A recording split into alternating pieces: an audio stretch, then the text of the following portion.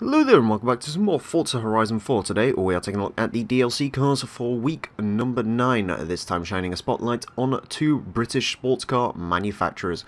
We begin with the 2018 Aston Martin Vantage, 503 horsepower, 505 foot-pound torque, 3,497 pounds of weight, front-engined rear-wheel drive S1 822Pi. It is in the Super GT class, and of course this is the all-new Aston Martin Vantage, replacing the previous Vantage, which had been around since 2005, I believe, so quite a long time coming.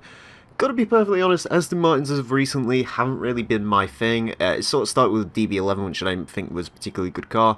I've got to be perfectly honest, the Vantage, to me at least, is downright ugly.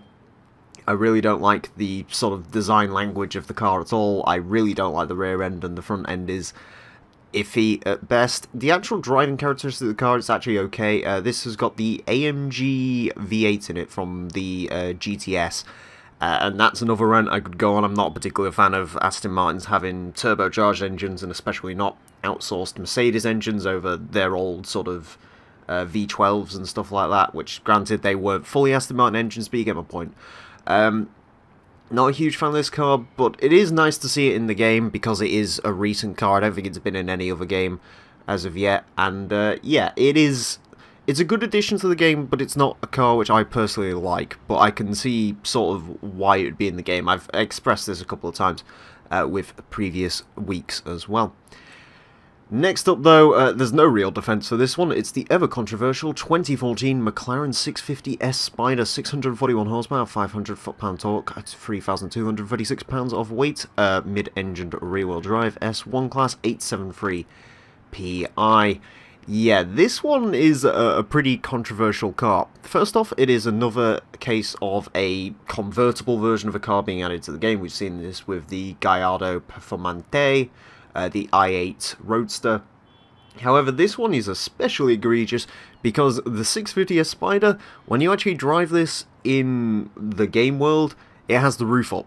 So it basically looks exactly like a standard 650S, which makes you question what the point of having this in the game is.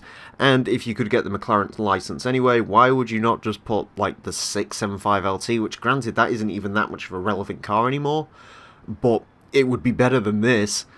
It's just a slightly heavier 650S. I mean, it has the same body kit as the standard 650S, and yes, it does get the... I have no idea who makes the wide body kit, but it does have that as an option, but this doesn't make sense to me.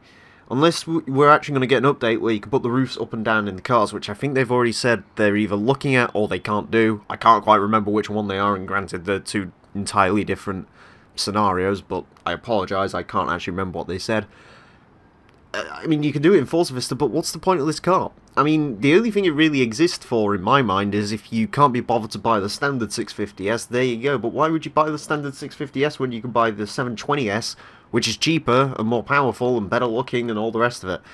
It just doesn't make sense as to why we have this car in the game, why they decided that the 650S Spider was the car that needed to be in this game, especially considering it has the top up when you drive it. It's entirely pointless, and it really is a bit of a shambles. And once again, for me personally, this is another disappointing week. The Vantage, I got a little bit of use out of, just sort of driving it around. I had a little bit of fun with it, because I was sort of curious as to how it drove. And the 650S is just, I mean, I think the game gave me a 650S in a wheel spin, so I legitimately have no use for that car whatsoever. So it's a little bit of a disappointing week for me. One car that I don't particularly like, but I can understand why it's here, and another car which I can not understand why it's here and I don't particularly like.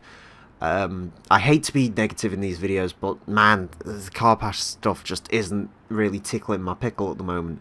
But maybe in a couple of weeks' time they will change that around. Anyways, thank you all very much for watching.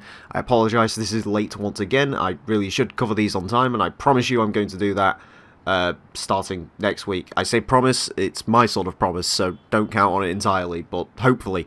Yeah. Anyways, thank you all very much for watching. Until next time, farewell.